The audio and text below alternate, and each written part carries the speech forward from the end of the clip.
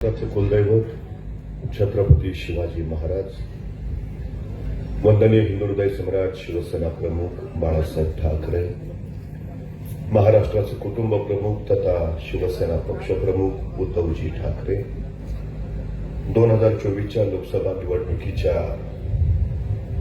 हातकणंगले लोकसभा मतदारसंघाचे महाविकास आघाडीचे उमेदवार सत्यजितदादा पाटील आणि त्यांना विजयी करण्यासाठी या ठिकाणी उपस्थित असलेले आमदार राजूबाबा आवळे, माजी आमदार सुजितजी विंचेकर, मंचावर उपस्थित शिवसेनेचे जिल्हा प्रमुख संजयजी चौगुले, काँग्रेसचे सन्माननीय सातपुते साहेब, खवरे साहेब, राष्ट्रवादीचे सन्माननीय संजयजी शिंदे, महेशजी चव्हाण, अनिलजी खवरे, उत्तमजी महाल आणि उपस्थित आपण सर्व.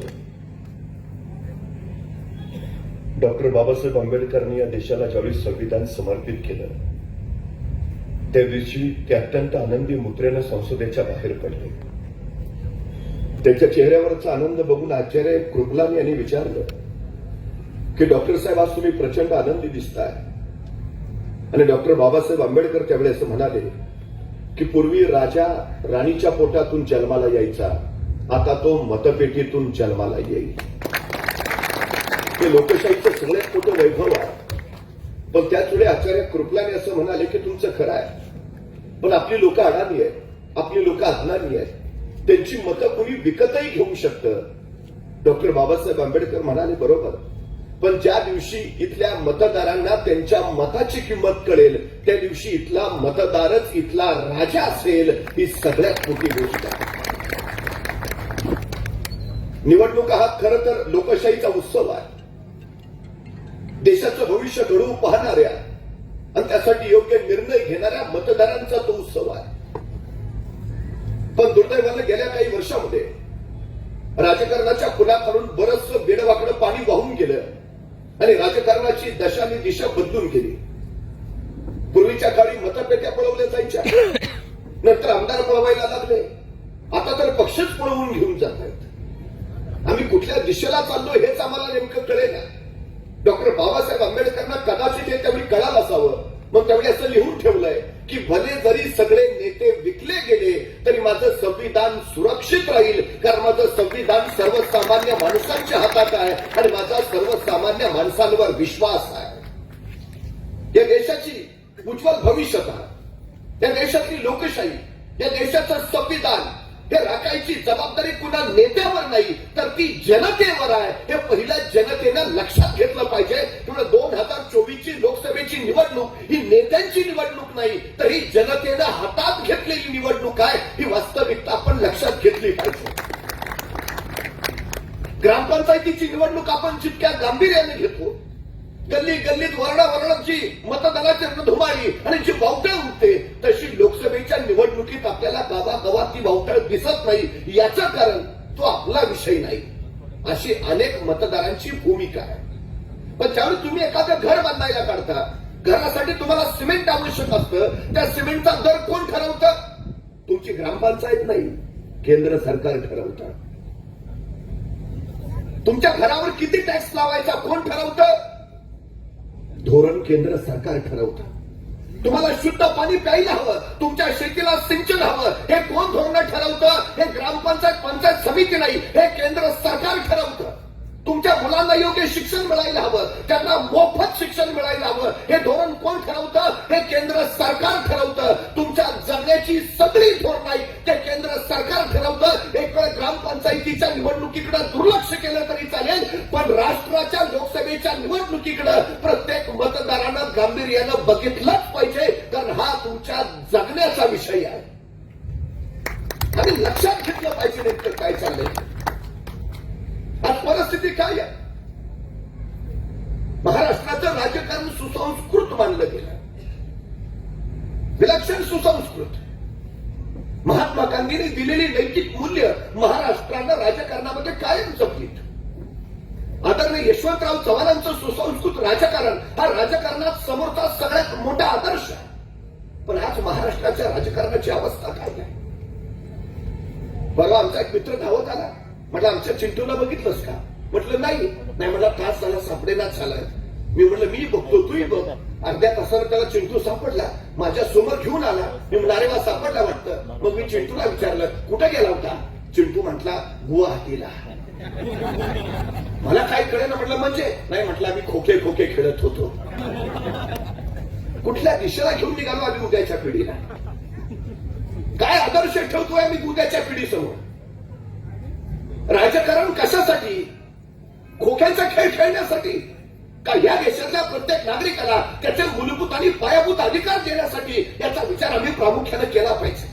मूलभूत लोकांचे सत्ता स्वार्थ हा राज्य व्यवस्थेचा पाया कधी असू शकत नाही. सत्य, शिव, न्याय आणि विश्वास या नैतिक मूल्यांच्या पायावरच राज्य व्यवस्था उभी राहायला हवी. राज्य व्यवस्थेच्या पायाशी जरी नैतिक मूल्य नसतील तर ते राज्य व्यवस्था न राहता तो जंगलचा कायदा होतो आणि तर नागरिक नव्हे तर गुलाम तयार होतात. ही सगळ्यात मोठी वस्तुस्थिती आहे. आम्हाला नागरिक बनायचंय का आम्हाला गुलाम बनायचंय हे तुम्ही या निवडणुकीत ठरवणार आहे. हे पहिलं तुमच्या लक्षात असू द्या.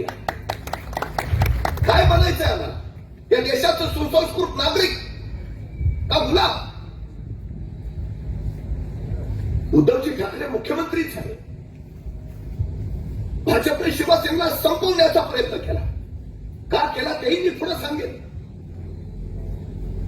मग महाराष्ट्राच्या कल्याणासाठी काँग्रेस, राष्ट्रवादी, शिवसेना एकत्र आली. महाविकास आघाडीचं सरकार स्थापन झालं. पहिला निर्णय काय घेतला उद्धवजी ठाकरेंनी? तर छत्रपती शिवाजी महाराजांच्या रायगडाचं संवर्धन करण्याचा पहिला निर्णय आहे मुख्यमंत्री म्हणून त्यांचा. दुसरा निर्णय काय घेतला? तर विना अट विना शर्त शेतकऱ्यांना 2 लाखाची कर्जमुक्ती देऊन इथल्या शेतकऱ्यांचा 7-12 कोरा करण्याचा. जे नियमित कर्ज भरताय त्यांना 50,000चं प्रोत्साहन अनुदान घोषित केलं. पण नंतर सरकार बदललं. या सरकारनं अजूनही आमच्या शेतकऱ्यांना नियमित कर्ज भरणाऱ्यांना ते 50,000 रुपयाचं अनुदान दिलेलं नाही. हे पहिलं लक्षात घ्या. 80,000 कोटीची परकीय गुंतवणूक उद्धवजींच्या काळात महाराष्ट्रात आली. 40,000 कोटी नुसते ऊर्जा खात्यासाठी आले. विचार काय होता? लोड शेडिंग नावाचा प्रकारच राहता कामा नये. शेतकऱ्याला रात्रीचं दारं भरायला शेतात जावंच लागू नये ही गुंतवणूक त्यासाठी होती. रोजगारामध्ये महाराष्ट्र क्रमांक 1 वर होता. परकीय गुंतवणुकीमध्ये महाराष्ट्र क्रमांक 1 वर होता. कोरोनाचं महाभयानक संकट आलं. इतर राज्यातून गंगेतून प्रेत वाहून गेली, पण महाराष्ट्रामध्ये जीवितहानी मात्र अत्यंत कमी झाली. आणि त्या संकटात सुद्धा उद्धवजी ठाकरे सांगत राहिले महाराष्ट्र थांबला नाही, महाराष्ट्र थांबणार नाही. विकासाच्या दृष्टीने तो सुवर्ण काळ होता महाराष्ट्राचा. मग एवढं चांगलं चाललेलं सरकार पाडायची गरज काय होती? हे सगळं कशासाठी? उद्धवजी ठाकरे मुख्यमंत्री होते तोपर्यंत महाराष्ट्रातला एकही उद्योग गुजरातला गेला नाही. एकही. आणि उद्धवजी ठाकरे मुख्यमंत्री पदावरून उतरले, महाराष्ट्रातला एक एक उद्योग गुजरातला घेऊन निघाले. कळलं का उद्धवजी ठाकरे मुख्यमंत्री नको होते? पहिला तडाखा दिला, पहिला महाराष्ट्राचा लचका त्यांनी तोडला. आंतरराष्ट्रीय वित्तीय सेवा केंद्र त्यांनी गुजरातला हलवलं. 1,25,000 कोटीचा प्रकल्प होता आणि 5 लाख मुलांना रोजगार देणारा प्रकल्प होता. बांद्रा कुर्ला कॉम्प्लेक्स मध्ये भूखंड राखीव ठेवण्यात आला होता. तिथं हा प्रकल्प उभा राहणार होता. महाराष्ट्रातल्या 5 लाख तरुणांना नोकऱ्या मिळाल्या असत्या. हा प्रकल्प उचलला, गुजरातला घेऊन गेले. दुसरा लचका तोडला. वेदांता फॉक्सकॉन प्रकल्प इथे गुजरातला गेला. 1,54,000 कोटीचा प्रकल्प होता. 1 लाख तरुणांना नोकऱ्या प्रकल्पातून मिळणार होत्या. गुजरात. तिसरा लचका तोडला. टाटा एअरवेज मालवाहू विमानं नागपूरच्या मिहानमध्ये तयार करायचा कारखाना उभा केला जाणार होता. तोही हलवला गुजरातला. नॅशनल मरीन पोलीस अकॅडमी महाराष्ट्रात होती, हलवली गुजरातला. 17,000 कोटीचा डायमंड फोर्स मुंबईत होता, उचलला, हलवला, नेला मुंबईला, गुजरातला. 17,000 कोटीचा. टेस्लाचा प्रकल्प, ड्रायव्हर शिवायच्या गाड्या बघितल्या असतील. तो प्रकल्प महाराष्ट्रात आला होता. पुण्यात त्याचं ऑफिस सुद्धा झालं होतं. टेस्ला कार महाराष्ट्रात तयार होणार होत्या. उचलला प्रकल्प गुजरात. आमच्या पोरांच्या तोंडचा घास पळवला गेलाय, लक्षात ठेवा. जिथं आंतरराष्ट्रीय वित्तीय सेवा केंद्र होणार होतं तो भूखंड कशाला दिलाय? नाही, बुलेट ट्रेनला. बुलेट ट्रेन कुठली? मुंबई अहमदाबाद. किती लोक आमची अहमदाबादला जाणार आहेत? एकही नाही. तिकडून इकडे येणार आहेत. ही बुलेट ट्रेन त्यासाठी भुर्दंड कुणावर? महाराष्ट्रावर. भलं कुणाचं? गुजरात. बघितलं पाहिजे हे आम्ही काय चाललंय. कशासाठी तुम्हाला उद्धवजी ठाकरे नको होते? हे तुम्हाला सगळं करायचं होतं. उद्धवजी ठाकरे मुख्यमंत्री होते. महाराष्ट्रात एकही जातीय दंगल झाली नाही, एकही. आता काय चाललंय? प्राचीन काळी शोध लागला, दगडाला दगड घासला की ठिणग्या उडतात. मग त्यातून अग्नीचा शोध लागला. आता ह्या लोकांना नवा शोध लागलाय. जातीवर जात घासली, धर्मावर धर्म घासला की ठिणग्या उडतात. मग आग पेटते आणि त्या आगीवर मग आपल्या सत्तेची पोळी भाजून घेता येते. भाजपवाले विकासावर का नाही बोलत? भाषण ऐकताय तुम्ही? पंतप्रधानांपासून सगळ्यांची भाषण ऐका. किती विकासावर बोलले.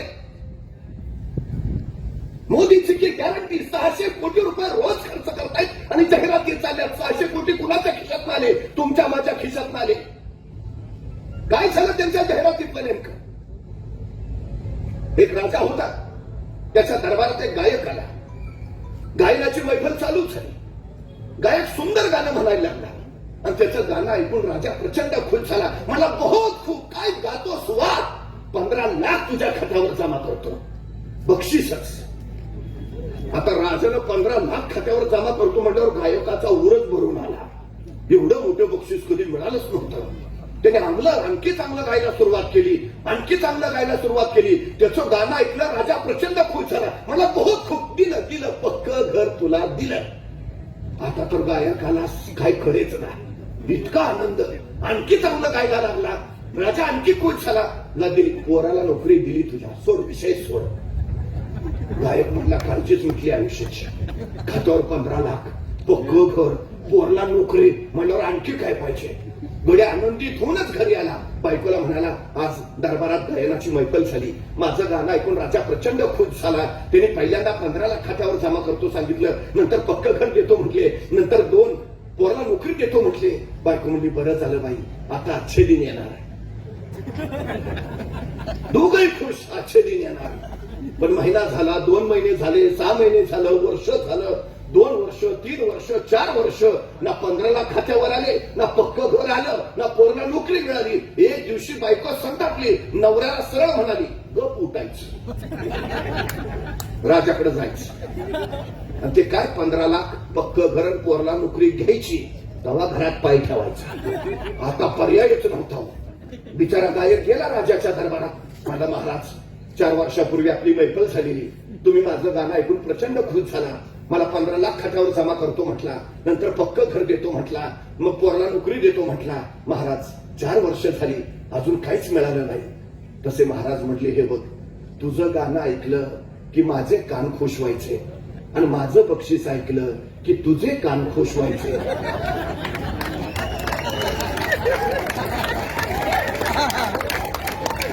आता ह्या लेण्या घेण्याचा विषय आला कुठनं?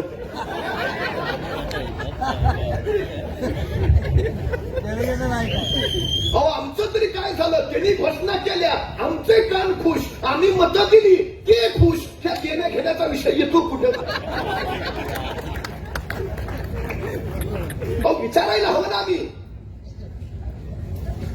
परवा सुप्रीम कोर्टाच्या न्यायमंत्री बी.व्ही. नागरत्ना यांनी एक विधान केलं की नोटाबंदीमध्ये 98% नोटा परत आल्या. मग काळा पैसा गेला कुठे?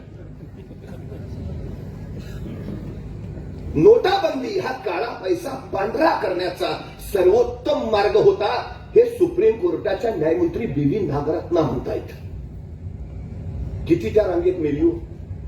कशासाठी उद्योग चालला होता त्यांनी सांगितलं. काळा पैसा परत आणण्याची गॅरंटी दिली होती तुम्ही. काय झालं त्या गॅरंटीचं?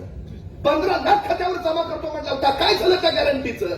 वर्षाला 2 कोटी नोकऱ्या देणार होता. काय झालं त्या गॅरंटीचं? 2022 पर्यंत प्रत्येकाला पक्क घर देणार होता. काय झालं त्या गॅरंटीचं? शेतकऱ्यांची आत्महत्या थांबवणार होता. काय झालं त्या गॅरंटीचं? पिकाला हमी भाव देणार होता. काय झालं त्या गॅरंटीचं? शेतकऱ्याचं उत्पन्न दुप्पट करणार होता. काय झालं त्या गॅरंटीचं? अरबी समुद्रात छत्रपती शिवाजी महाराजांचं स्मारक उभा करणार होता. काय झालं त्या गॅरंटीचं?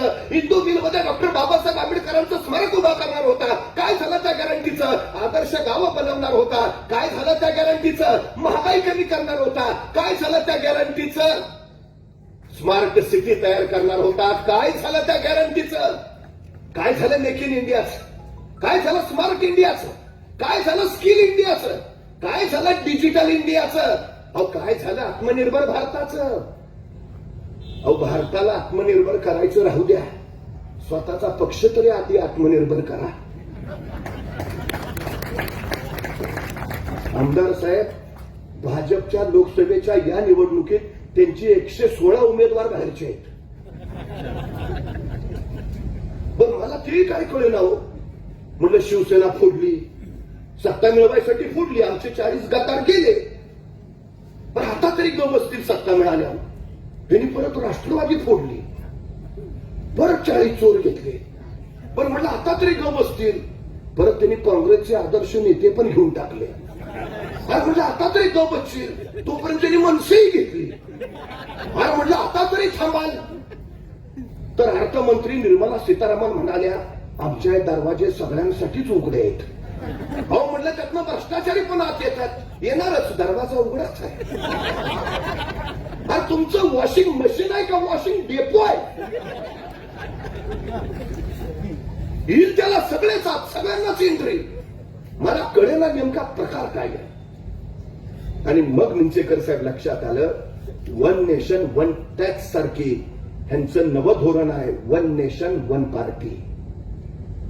ह्या देशात दुसरी पार्टी नको आहे, कुठलाही दुसरा पक्ष यांना नको आहे, यांना फक्त यांचाच पक्ष हवाय. त्यामुळे सगळे घ्या, कसेही घ्या, सगळ्यांना काही सांगा, जॉईन और जेल, येतोस का जातोस, बस इतना ही सवाल है. साधा विषय आहे. कुठल्या दिशेला चाललोय आम्ही? लोकमान्य टिळक ज्यावेळी इंग्लंडला गेले त्यावेळी तिथल्या पत्रकारांनी त्यांना प्रश्न विचारला की स्वतंत्र भारतामध्ये कुठल्या खात्याचं मंत्री होणं तुम्हाला आवडेल? आणि लोकमान्य टिळक म्हणाले, मला विरोधी पक्ष नेता व्हायला आवडेल, कारण विरोधी पक्ष सक्षम असणं हे लोकशाहीचं खरं सौंदर्य आहे. यांना काय करायचं, यांना विरोधी पक्षच ठेवायचा नाही, नकोच आहे. जो विरोधात असेल देशद्रोही, बस संपला विषय. सगळ्यात महत्वाची गोष्ट, आमचे अनिल देशमुख उचलले आत, संजय राऊत 100 दिवस आत, शरण या नाहीतर आत जा, बस. आमचे अमोल कीर्तीकर मुंबईचे उमेदवारी घोषित झाली, ईडीची नोटीस आली. काय प्रकार आहे? तुम्ही कामावर बोला ना, तुम्ही विकासावर बोला ना, कुठल्या दिशेला निघालाय तुम्ही? याच्यातून साधणार काय? अहो परवा एका चौकात एक पोरगा तरुण मोठमोठ्यानं ओरडत होता, हे सरकार बिनकामाचं आहे, या सरकारचा काहीच उपयोग नाही, या सरकारनं महागाई वाढवली, या सरकारनं बेरोजगारी आणली. ते मोठमोठ्यानं ओरडायला लागला, तशी झाली माणसं गोळा, आणि माणसं का गोळा झाली, दोन पोलीस आले. तर हेच आपलं चाललंय, हे सरकार बिनकामाचं, हे सरकार उपयोगाचं नाही, महागाई वाढली, बेरोजगारी वाढवली. पोलिसांनी नेलं धरून त्याला. पोलीस स्टेशनला आत गेल्यावर त्या तरुणाने इन्स्पेक्टरला विचारलं, मला का आणलं इथं? तुझा इन्स्पेक्टर म्हटला, अरे तू चौकात सरकारच्या विरोधात बोलतोय. तसं तो तरुण म्हटला, मी आपल्या सरकारच्या विरोधात नव्हतो बोलत, मी पाकिस्तानच्या सरकारच्या विरोधात बोलत होतो. तसा तो इन्स्पेक्टर म्हणला, तू काय मला वेडा समजतो का? मला माहित नाही का कुठलं सरकार बिनकामाचं आहे ते?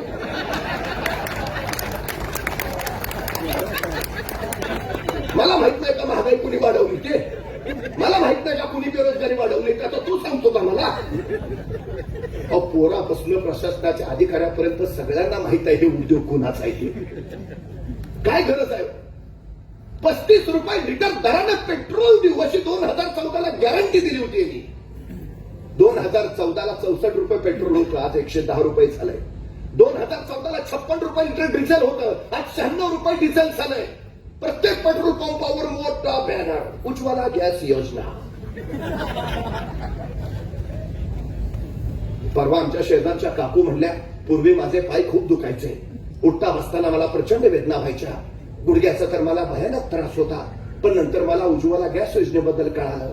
मग मी त्या योजनेतनं गॅस सिलेंडर घरी आणलं. आता मी सिलेंडरवर बसून चुलीवर स्वयंपाक करते.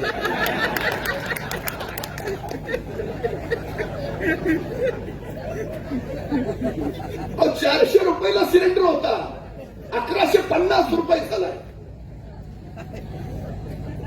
आमदार साहेब त्यांच्या वचननाम्यात त्यांनी वचन काय दिलं माहितीये? 25 कोटी लोकांना गरिबीच्या बाहेर काढलं. आणि दुसरी वचननाम्यातली त्यांच्या घोषणा काय माहितीये? 80 कोटी लोकांना मोफत राशनचं धान्य पुरवणार. आता जर 25 कोटी लोकांना गरिबीच्या बाहेर काढलं असेल तर 80 कोटी लोकांना मोफत धान्य पुरवायची गरज आहे का? मला प्रश्न पडतो. 80 कोटी लोक या देशातले रेशनच्या धान्यावर जगतात, याची लाज बाळगायचं सोडून आम्ही 80 कोटी लोकांना रेशनचं धान्य पुरवतो हे अभिमानानं सांगतात. हे केवढं दुर्दैव. दिवाळीचा सण साजरा करायला सुद्धा 100 रुपयाचा आनंद शिधा. म्हणजे इतकी आमच्या लोकांची आर्थिक स्थिती खालावली की त्याला दिवाळीसारखा सण सुद्धा आनंद शिदेशिवाय साजरा करत येत नाही. आणि हे अभिमानानं सांगतात. आणि शिद्यावर ह्यांचा फोटो कसा लाडू गोड लागेल.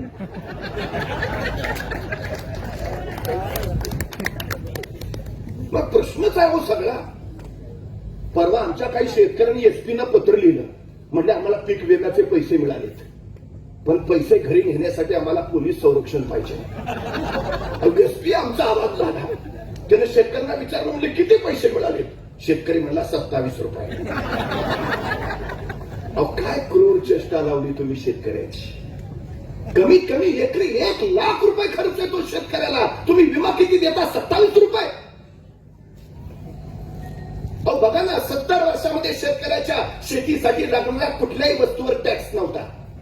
आता काही घ्यायला जा 18% जीएसटी आहे. 18%. 540 रुपयाला डीएपीचा पोत होता 2014 ला. आज 1650 रुपयाला झालाय. सोयाबीनचा दर 2014 ला किती होता? 6000 रुपये. आता किती वाढायला पाहिजे होता तो? उद्धवजी ठाकरेंच्या काळात 11,000 रुपयेवर गेला. आज दर किती आहे? 4500 रुपये. तुम्हाला माहितीये सोयाबीनचा दर कुणी पाडला? हे मोदी सरकारने पाडलाय. परदेशातून 1,38,000 कोटीचं खाद्यतेल आयात केलं. 165 लाख टन. आता खाद्यतेलच आणलं म्हणल्यावर सोयाबीनचा आमचा उपयोग काय? पडले दर. न्यूझीलंडवरनं 145 लाख टन दूध पावडर आयात केली मोदी सरकारनं. अहो बिस्लेरीचा सुद्धा दर जास्त आहे. दुधाचा दर इतका खाली आणला का? त्यांनी दूध पावडरच आयात करून टाकली. आमचं दूध काय करायचं काय? मग तुम्ही कोणाच्या बाजूची आहे? शेतकऱ्यांच्या. मग शेतकऱ्यांची ही हालत का? गेल्या 2 महिन्यामध्ये 427 शेतकऱ्यांनी आत्महत्या केल्यात महाराष्ट्रात. फक्त महाराष्ट्रात गेल्या 10 महिन्यात 2366 शेतकऱ्यांच्या आत्महत्या झाल्यात महाराष्ट्रात. जगणं महाग करून टाकलं तुम्ही. कांद्याला परदेशात दर होता 40% निर्यात शुल्क. कांदा पाठवू शकणार नाही. आणि दर उतरले, मग निर्यात बंदी उठवली. तुम्हाला माहिती आहे भारत विश्वासार्ह देश होता कांद्याच्या निर्यातीच्या बाबतीत. जगभरात भारताचा कांदा घेतला जायचा. पण हे निर्यात बंदी केल्यामुळे भारताचा कांदा, इथल्या शेतकऱ्याचा कांदा इथंच पडून राहिला. आणि जगानं कुणाचा कांदा घेतला? पाकिस्तानचा. म्हणजे तुम्ही भलं कुणाचं केलं? पाकिस्तानच्या शेतकऱ्यांचं. बरं तेही जाऊ द्या. काल गुजरातच्या शेतकऱ्यांचा 2000 टन कांदा निर्यात करायला केंद्रानं परवानगी दिली. महाराष्ट्रातल्या शेतकऱ्यांनी काय घोडं मारलंय हो तुमचं? गुजरातचा कांदा तुम्ही निर्यात करायला परवानगी देता, महाराष्ट्राचा काय? इतका महाराष्ट्र द्वेष तुमच्यात का ठरसून भरला आहे? तुम्हाला महाराष्ट्राचे तुकडे करायचे, तुम्हाला मुंबई खिळखिळी करायची. पण महाराष्ट्रातल्या प्रत्येक गावखेड्याच्या प्रत्येक घरातलं एक पोरगा मुंबईत आहे. तिथं शेतात अतिवृष्टी होऊ दे, दुष्काळी होऊ दे, नाहीतर अवकाळी होऊ दे, ते पोरग तिकडे रोजीरोटी कमावतंय म्हणून इकडचं घर चालतंय. मुंबई महाराष्ट्राचा प्राण आहे आणि महाराष्ट्र राष्ट्राचा प्राण आहे. त्यांना महाराष्ट्र मोडायचा आहे ना, काय करा? मुंबई मोडीत करा, खिळखिळ करा. बस हे डाव त्यासाठी चाललेत. सगळे समजून घ्यायला हवेत आम्ही काय चाललंय नेमकं. का मुख्यमंत्री उद्धवजी ठाकरे नको होते? कारण त्यांनी कायम महाराष्ट्र कल्याणाचा विचार केला. वंदनीय हिंदुत्व सम्राट बाळासाहेब ठाकरेंनी मराठी अस्मिता, मराठी स्वाभिमान आम्हाला सांगितला. मराठी माणसाला रोजगार, नोकऱ्या मिळाव्या यासाठी गेली 56 वर्ष शिवसेना काम करत राहिली. आता आम्हाला देशोधडीला लावायचं आहे म्हणून त्यांना उद्धवजी ठाकरे मुख्यमंत्री नको आहेत. समजून घ्या काय चाललंय. आज परिस्थिती माहिती आहे तुम्हाला. भारताचं सरासरी वय 28 वर्ष आहे. म्हणजे भारताची निम्मी लोकसंख्या 28 वर्षाच्या आत आहे, तर निम्मी लोकसंख्या 28 वर्षाच्या वर आहे. 15 ते 18 या वयोगटात देशात 10 कोटी मुलं आहेत आणि 15 वर्षाच्या आत 36 कोटी मुलं आहेत. म्हणजे 18 वर्षाच्या आत देशात या घटकेला 46 कोटी मुलं आहेत. ही 46 कोटी मुलं उद्या देशाचं भविष्य घडवणार आहेत. ही 46 कोटी मुलं उद्या देशाची अर्थव्यवस्था बळकट करणार आहेत. ही 46 कोटी मुलं उद्या देशाला महासत्ता बनवणार आहेत. मग या 46 कोटी मुलांना घडवायचं सगळ्यात मोठं काम केंद्र सरकारच्या धोरणातून होणार आहे. आज परिस्थिती काय आहे? या 46 कोटी मुलांना योग्य शिक्षण मिळतं, त्यांना कुशल बनवलं जातं, त्यांना स्किल्ड केलं जात आहे, त्यांना रोजगार दिला जातोय. काय परिस्थिती आहे? 20 पेक्षा कमी पटसंख्या असणाऱ्या शाळा बंद करायचा घातकी निर्णय यांनी घेतला. म्हणजे वाड्या वस्त्यावरच्या शेतकऱ्याच्या पोरांनी शिकूच नाही. 62,000 शाळा खासगी कंपन्याला देऊन टाकलंय आणि राष्ट्रीय शिक्षण धोरणाच्या समूह शाळेच्या माध्यमानं 14,473 शाळा बंद करायचा घाट घातलाय. विद्येविना मती गेली, मतीविना नीती गेली, नीतीविना वित्त गेले, वित्ताविना क्षुद्र खचले. एवढे सगळे अनंत एकावर विद्येनं केले. हे शिक्षणाचं महत्व महात्मा ज्योतिराव फुलेंनी आम्हाला सांगितलं. शिक्षणाची गंगा कर्मवीर भाऊराव पाटील असतील, पंजाबराव देशमुख असेल, बापूजी साळुंखे असतील, गावगाड्यातल्या घराघरामध्ये शाळा काढल्या. राजर्षी शाहू महाराजांनी करवीर संस्थानात प्राथमिक शिक्षण मोफत केलं. का? तर शिक्षणानं समाज घडवतो. यांनी काय सुरुवात केली? शिक्षणाची दारं बंद करा. बस. कशी घडणार पोरांची? कशी ती देशाला महासत्ता बनवणार? आज 18 ते 45 हा वयोगट सगळ्यात कृतीशील कार्यक्षम मानला जातो. देशाची अर्थव्यवस्था बळकट करणारा वर्ग कुठला? 18 ते 45. 65% तरुण बेरोजगार आहेत या वयोगटातले. 65% नोकऱ्याच नाहीत. परवा मुंबईला पोलीस भरती निघाली. जागा होत्या 6,000. अर्ज किती आले? 7 लाख. शासनाच्या 3 विभागाच्या भरत्या निघाल्या. जागा होत्या 23,000. अर्ज किती आले? 35 लाख. 62% पोरं बेरोजगार. आता ती अग्निवीर नावाची योजना काढली. म्हणजे पोरग 19व्या वर्षी मिलिटरीत भरती होईल आणि 23व्या वर्षी रिटायर होईल. आणि रिटायर झाल्यावर बाप त्याला मुलगी शोधेल आणि मुलीकडचे विचारतील, मुलगा काय करतो? तुमचं रिटायर नाही. काय करायचं पुढे त्यांनी? कुठली परिस्थिती आहे? मी परवा दुबईला गेलो. मला वाटेलाच मी दुबईत आहे. सगळी आपलीच घ्या. ज्या हॉटेलला जेवायला गेलो तो म्हणलं आपण पुण्याचा. जीवनो आईस्क्रीम खायला गेलो तो म्हणला मी शिरवळचा. आणि नंतर मोबाईल दाखवायला गेलो तर मी आठवाडीचा. म्हणलं इकडं काय आहे? म्हटलं तिकडं काय आहे? तिकडं काय नाही म्हणून इकडं आहे. रोजगार नाही इकडं, नोकऱ्याचं नाही तिथं, करतो काय? निघाला दुबईला, मस्कतला. तुम्हाला माहिती आहे 17.5 लाख लोकांनी देश सोडला गेल्या 10 वर्षात. 17.5 लाख. 2024च्या या पहिल्या 2 महिन्यामध्ये 60,000 लोकांनी भारताचं नागरिकत्व सोडलंय. कुठे गेली ही लोक? का गेली? 2.5% लोक यातली आहेत ना की 500 कोटीपेक्षा अधिक संपत्तीचे मालक आहेत. जे इथे एखादा उद्योग उभा करू शकत होते, इथल्या लोकांना पोरांना नोकऱ्या देऊ शकत होते, गेले देश सोडून. आणि 97% आमची तरुण पोर आहेत. रोजगारासाठी नोकऱ्यासाठी ती देश सोडून गेली परदेशात. इथं त्यांना संधी नाही, इथं त्यांना रोजगार नाही, नोकऱ्याच नाहीत करून गेली. ती मनुष्य संपदा जर देशात राहिली असती तर देशाची कार्यक्षमता वाढली असती. मनुष्य संपदेचा वापर, बुद्धी संपदेचा वापर देशाला महासत्ता करण्यासाठी झाला असता. पण ही आमची पोरं कुणाची अर्थव्यवस्था मजबूत करतायत? चीन, रशिया, जपान, ऑस्ट्रेलिया. जन्मली इथं, मोठी झाली इथं, ज्ञान मिळवलं इथं आणि अर्थव्यवस्था कुणाची बळकट? रशियाची, चीनची, जपानची, रशिया, अमेरिकेची. ऍपल नावाच्या कंपनीत 32% भारतीय पोरं काम करतात. मायक्रोसॉफ्ट कंपनीमध्ये 34% भारतीय पोरं काम करतात. आयबीएम मध्ये 28% भारतीय पोरं काम करतात. इंटेल मध्ये 17% भारतीय पोरं काम करतात. आणि अमेरिकन अंतराळ संशोधन संस्था नासा यामध्ये 36% भारतीय पोरं काम करतात. तिकडं का गेली? इथं संधी नाही म्हणून गेली. ही संधी द्यायची जबाबदारी कुणाची? जॉबलेस ग्रोथ हा देशाच्या विकासातला सगळ्यात मोठा अडथळा असतो. या लोकांनी काय केलं, इथं जॉबच ठेवला नाही, म्हणजे ग्रोथच संपली देशाची. विचार का करायचा आहे लोकसभेच्या निवडणुकीत यावेळी? 2036 ला देशाचं वय वाढायला सुरुवात होईल. 2036 पासून हा देश म्हातारपणाकडे वाटचाल करायला लागेल. कार्यक्षमता, कृती क्षमता मर्यादित होईल. आज आहे 2024, म्हणजे महासत्ता होण्यासाठी आमच्या हातात फक्त 12 वर्ष आहेत. 12 वर्ष. या 12 वर्षातच देश महासत्ता होऊ शकतो. 2036 नंतर नाही, कारण देशाचं वय वाढत जाईल. तुम्हाला देशाला महासत्ता बनवायचा असेल तर 2024 ला भाजपचा पराभव करावाच लागेल. नाहीतर हा देश कधी महासत्ता बनणार नाही, हे पहिलं लक्षात असू द्या. सगळ्यात महत्वाचं काय परिस्थिती आहे आज? 2014 ला 55 लाख कोटी रुपये कर्ज होतं या देशावर. 55 लाख कोटी. आज देशावरचं कर्ज आहे 205 लाख कोटी. म्हणजे 10 वर्षाच्या यांच्या सरकारमध्ये 105 लाख कोटीचं, 150 लाख कोटीचं कर्जही वाढवलं. तुम्ही कुणी म्हणायची गरज नाही माझ्या डोक्यावर कर्ज नाही, करून ठेवलंय 1.5 लाखाचं. तू कर नाही तर करू नको. तुझ्या पावती फाडली तुझ्या नावाची. प्रत्येक भारतीयाच्या डोक्यावर 1.5 लाखाचं कर्ज करून ठेवलं यांनी. आता हे सांगायला लागलेत आम्हाला, अहो जीएसटी मुळे पैसे किती गोळा होत आहेत. भारताचं जेवढं उत्पन्न होतं ना त्याच्यात 10 पटाच उत्पन्न येत आहे.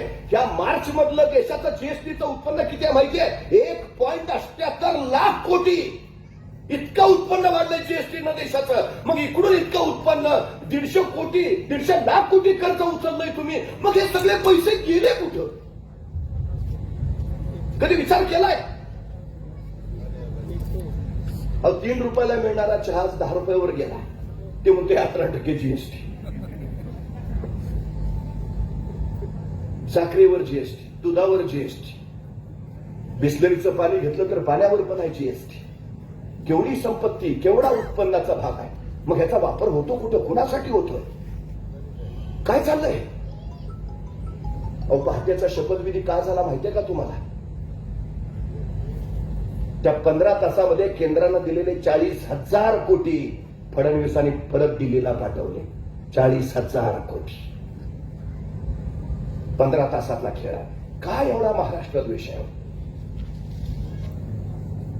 आम्ही या सगळ्या गोष्टींचा विचार केला पाहिजे ना कधीतरी.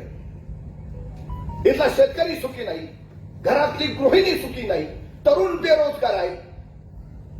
कुठल्या दिशेला चाललो आम्ही? या सगळ्यांचा विचार या लोकसभेच्या निवडणुकीत आम्हाला करता आला पाहिजे, केला पाहिजे.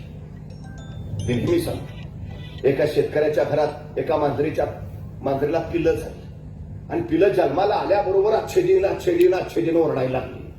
त्या शेतकऱ्याला काही कळेना, जन्माला आली ना अच्छेदीन करतायत. चर्चा गावभर झाली, सगळं गाव त्या पिलांना बघायला. असली कसली पिलं आहे, जन्माला आल्या अच्छेदीन करतायत. ही चर्चा जिल्हाभर पसरली. त्या जिल्ह्याच्या भाजप नेत्यालाही कळलं त्या शेतकऱ्याच्या घरी मांजरीला पिलं झाली आणि पिलं जन्माला आल्याबरोबर अच्छेदीन म्हणायला लागली. तो भाजपचा नेता म्हणला, मग आणणारच आहेत मोदीजी अच्छेदीन.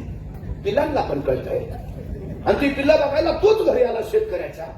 तो ज्यावेळी त्या पिलांजवळ पोहोचला तेव्हा ती पिलं ओरडत होती, खराब दिन, बुरे दिन, खराब दिन, बुरे दिन. ते नेता संतापला. शेतकऱ्याला म्हणला, काय रे तू तर म्हणला होता पिला अच्छेदीन म्हणतायत, हितालो तर ऐकतोय तर ही खराब दिन, बोरं दिन म्हणतायत, काय सांगतो? तसा तो शेतकरी म्हणला, साहेब ही पिलं जन्माला आली तेवढे अच्छेदीनच म्हणत होती, फक्त त्यावेळी त्यांचे डोळे उघडले नव्हते. अरे 10 वर्षाचा ह्यांचा कारभार बघून आमचे तरी डोळे आता उघडलेत का? उघडा डोळे, बघा नीट. ती गरज आहे सगळ्यात महत्वाची. 350 वर्षापूर्वी छत्रपती शिवाजी महाराजांनी या मातीमध्ये स्वराज्य उभा केलं. 18 पगड जातीची, सगळ्या जाती धर्माची माणसं त्यांनी सोबत घेतली आणि लोककल्याणकारी स्वराज्य उभा राहिलं. अफजल खान 40,000 फौजनीशी आला आणि येताच त्यांनी महाराजांच्या सगळ्या सरदारांना खनिजे धाडली. सोबत येऊन मिळा, नाहीतर घराघरावरनं गाढवाचा नांगर फिरवू. म्हणजे आता भाजप बोले नाहीत का सोबत या नाहीतर ईडी सीबीआय पाठवू. सेम तसंच काळ बदलतो पद्धत तीच. म्हणजे अफजल खानाचे असे खलिते अनेकांना गेले. असाच एक खलिता गेला खंडोजी खोपड्यानं आणि खंडोजी खोपडा गद्दार झाला. खानाला जाऊन मिळाला दुसरा खलिता मिळाला तो कान्होजी